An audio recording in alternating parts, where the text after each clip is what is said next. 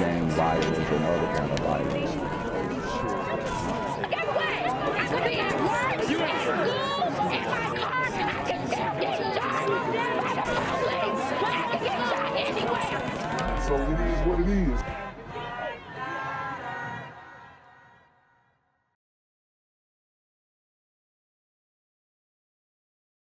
What's good, Shadow Realm? It's the Black Gen Z Mindset. Make sure you go ahead and like, comment, share, subscribe.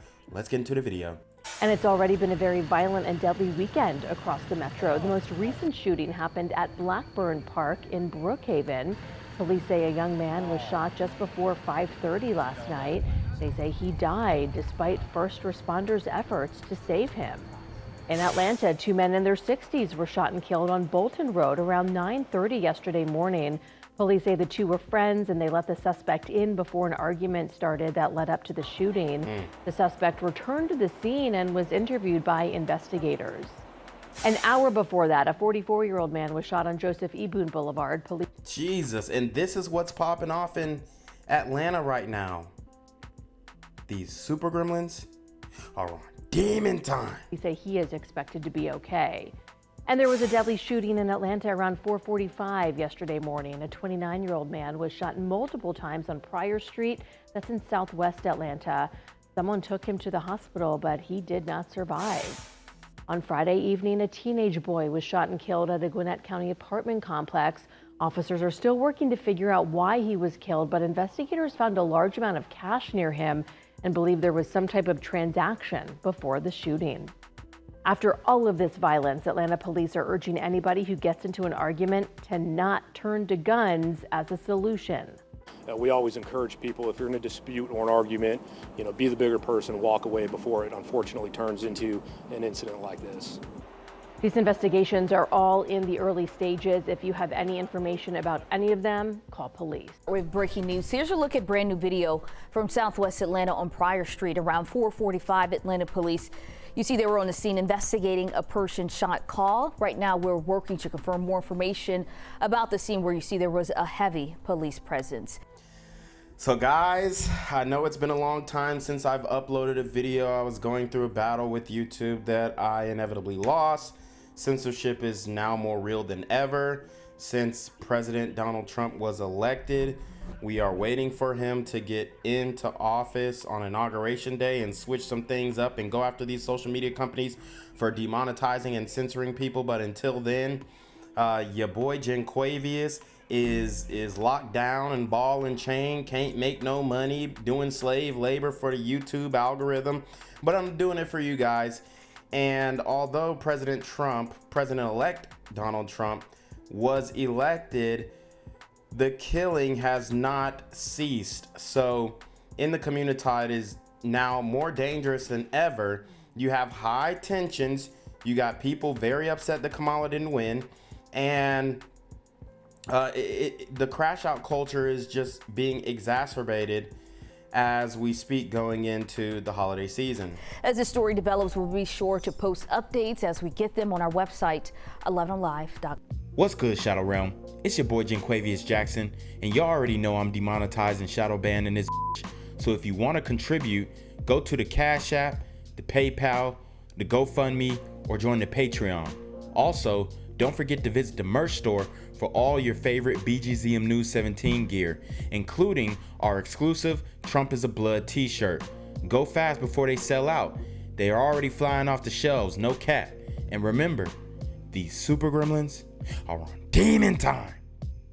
We're monitoring a developing story. Atlanta police say the victims in a double murder knew the shooter. And the suspect actually returned to the scene of the crime in northwest Atlanta on Bolton Road near Collier. Channel 2's Veronica Griffin talked to a heartbroken friend. The suspect was brought to APD headquarters here in downtown Atlanta. Detectives tell us the shooter entered the home where the two men were and that there was some sort of dispute moments before they were shot and killed. Now, I talked to a friend of the victim. She told me that he was a homebody and far from a troublemaker. I really just had to come see it for myself. She didn't want to be named or seen on camera, but tells me one of the two men shot and killed inside this home on Bolton Road Northwest was her friend. That man, if he didn't leave this house. If he wasn't in the shower, if he wasn't using the bathroom, He was in that chair. Atlanta police say they got a call just after 9:30 Saturday morning that 2 people were shot at this residence. When officers arrived on scene, unfortunately, both of those males were deceased. The major on the scene telling Channel 2 Action News the 2 victims and the alleged shooter were familiar with each other and that some sort of dispute took place shortly before the 2 victims were gunned down inside the home. That suspect came in, he was invited. So just a simple disagreement leads to a murder in the black community. And I hate to say it, but this is par for the course. I mean, it's just, we cannot get along, and it is very sad. And these arguments, these disputes are ending violently. And that's something that we need to end immediately.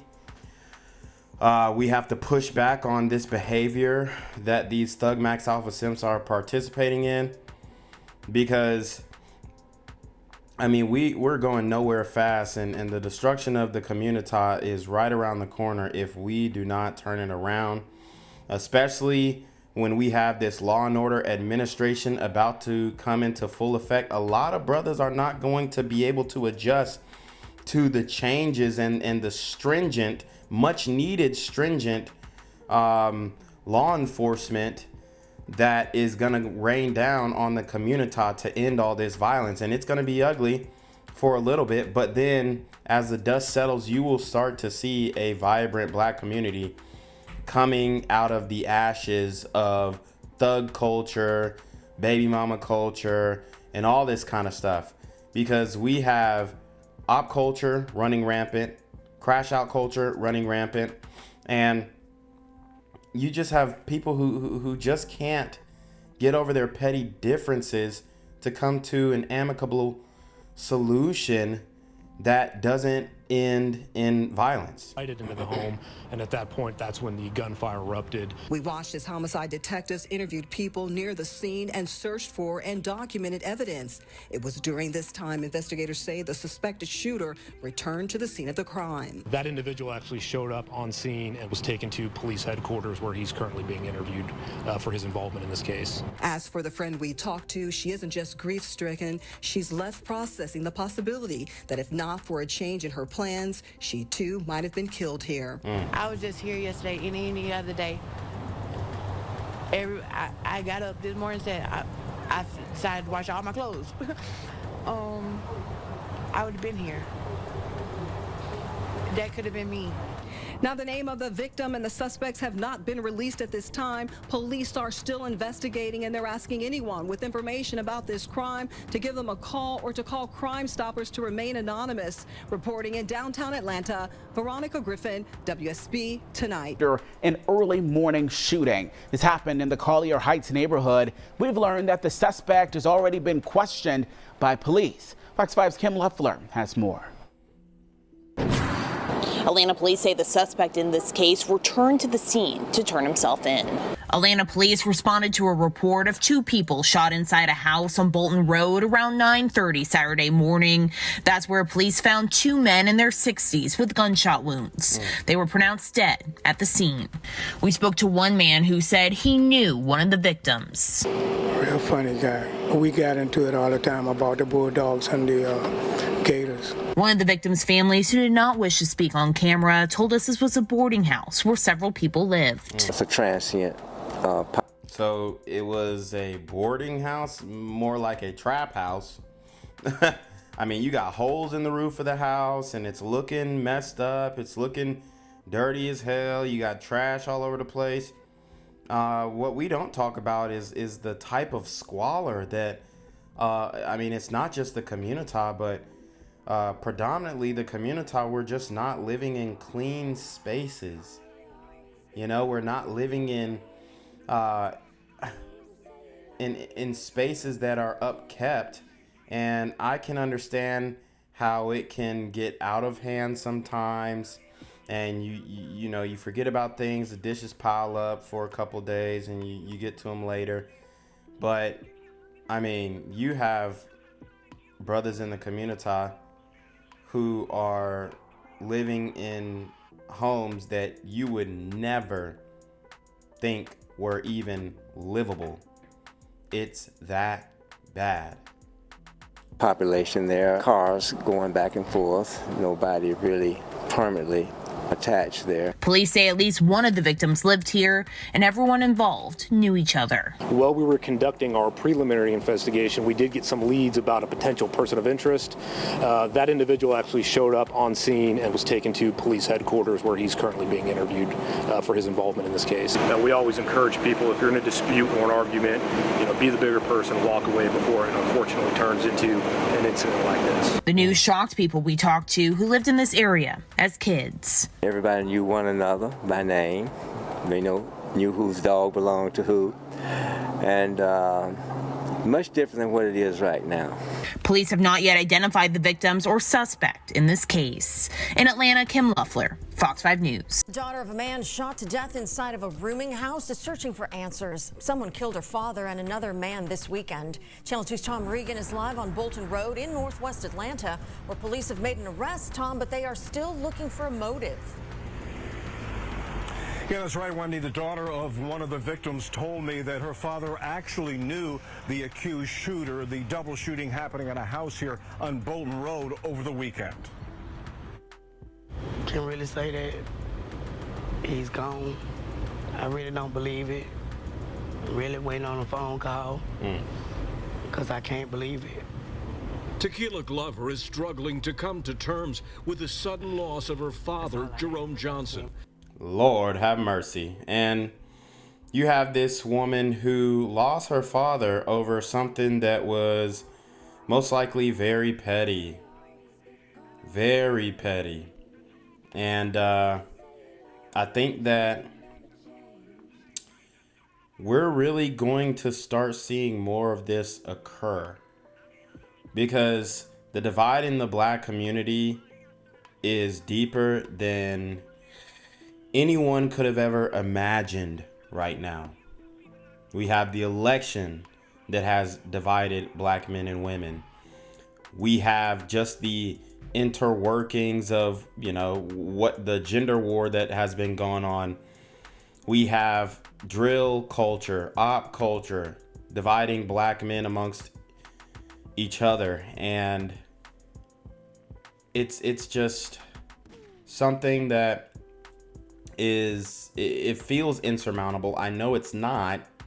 I know it's something that we can overcome because we've overcome greater fights than this as a community. But you have an old head right here who it appears that he might have been allowing people to live in his home temporarily, whatnot, and this guy gets X'd out. This is an old head. This is an OG.